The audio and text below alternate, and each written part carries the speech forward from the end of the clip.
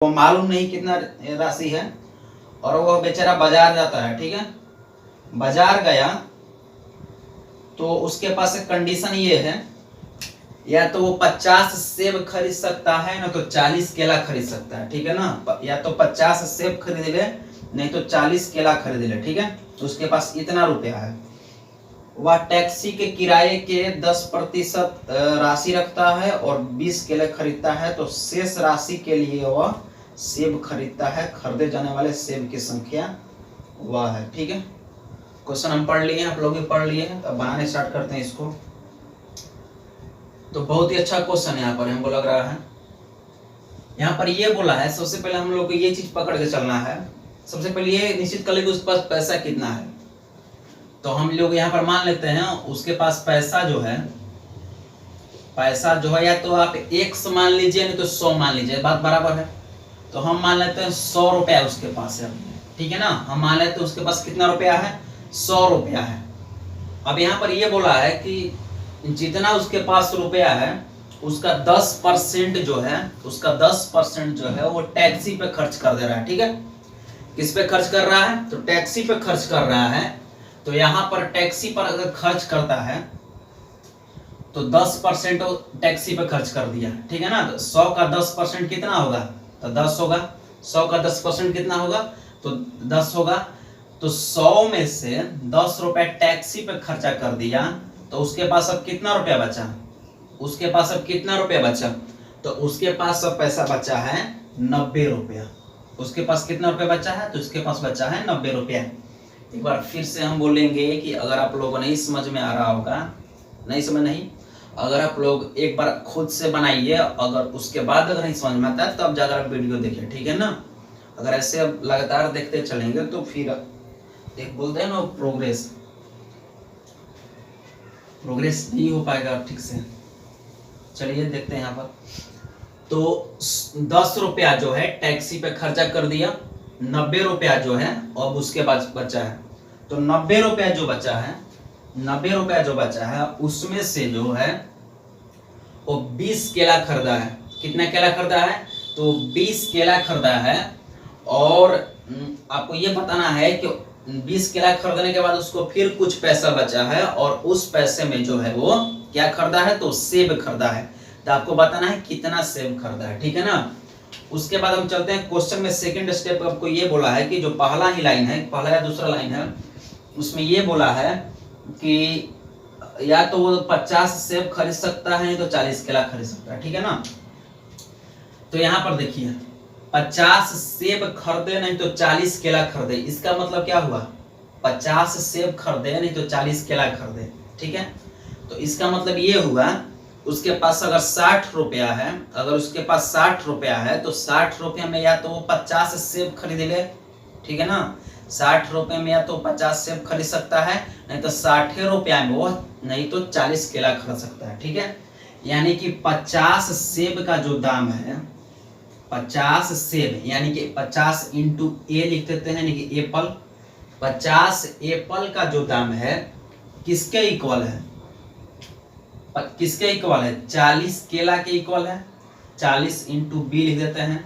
ये बात समझ में आ रहा है कि नहीं। इतना 50 सेब का जो दाम है, 50 सेब, ठीक है। 50 सेब का जो दाम है वो 40 बनाना के इक्वल है, ठीक है ना। 40 बनाने के इक्वल है, ठीक है ना। यानी कि 60 रुपया में हम 50 सेब खरीद सकते हैं, नहीं तो 60 रुपया में हम 40 केला खरीद सकते हैं, ठीक है। इस तरीका से हम लोग समझ सकते हैं। तो जो दाम है दोनों इक्वल है। अब यहां से हम लोग निकालते हैं रेशियो। तो 50A इक्वल 40B, ठीक है। 50A इक्वल 40B, 0 से 0 कट जाएगा। तो A बाई में B कितना आ जाएगा, A बाई में B, तो ये आ जाएगा मेरा 4/5। कितना आ जाएगा ये, तो ये मेरा आ जाएगा 4/5, ठीक है। यहाँ तक ना 4/5। उसके बाद आगे पढ़िए।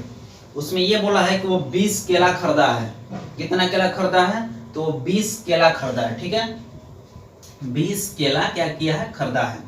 तब यहाँ से ध्यान से देखिए, 20 केला अगर खरीदेगा वो, तो 20 केला का दाम कितना उसका हो जाएगा। अब जैसे यहाँ पर मान लेते हैं A/B, एक लाइन और यहाँ लिखना पड़ेगा, A/B कितना हो गया ये, तो 4:5, ठीक है।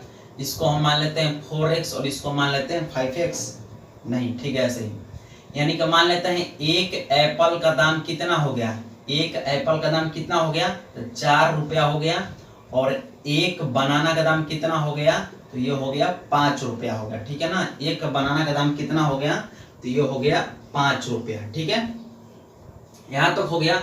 अब इसके बाद हम लोग यहाँ पर क्या करेंगे, एक बनाना का दाम कितना हो गया, तो ये हो गया मेरा 5 रुपया, एक एप्पल का दाम कितना हो गया, 4 रुपया, ठीक है।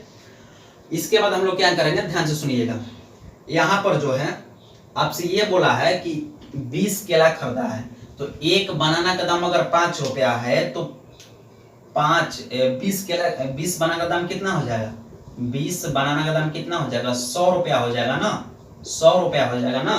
तो यहाँ पर देखिए मेरे पास है कितना, 90 रुपया है, दाम कितना हो गया, 100 रुपया, अधिक हो गया। तो इसके लिए हम लोग क्या करेंगे, 4/5 जो है इसको और हम लोग छोटा करने की कोशिश करेंगे, ठीक है, और हम लोग छोटा करने की कोशिश करेंगे, तो ये 2 में क्या हो जाएगा, 2.5, क्या हो जाएगा ये 2 में क्या हो जाएगा, 2.5, 2 में क्या हो जाएगा, 2.5, ठीक है। तो यहाँ पर सब हम लोग यहाँ 4 यहाँ से हटा लेते हैं, हम लोग यहाँ पर 2 में 2.5 क्यों कर रहे हैं, क्योंकि यहाँ पर 100 रुपया ज्यादा हो जा रहा है, ठीक है, और इसको काट तो सकते हैं, और ना काट तो बिल्कुल सकते हैं इसको, यहाँ से 100 रुपया यहाँ पर हो जा रहा है, इसीलिए हम लोग, मेरे पास है कितना, 90 रुपया, मेरे पास है कितना, 90 रुपया, तो 90 रुपया से ज्यादा हो जाएगा, तो फिर तो हम लोग केले के लिए और पैसा देना पड़ जाएगा, तो सेब कहाँ से खरीदाएगा, इस बात को लोग ध्यान रखते हुए चलना है। तो सारे चीज को हम लोग यहाँ से मिटा करके लिखते हैं कि अब जो है एक एप्पल का दाम कितना हो गया है, एक एप्पल का दाम हो गया है 2 रुपया, और एक सेब का दाम कितना हो गया है, सॉरी एक बनाना का दाम कितना हो गया, तो 2.5 रुपया, कितना हो गया ये 2.5 रुपया, ठीक है ना। एक बनाना का दाम कितना हो गया, 2.5 रुपया।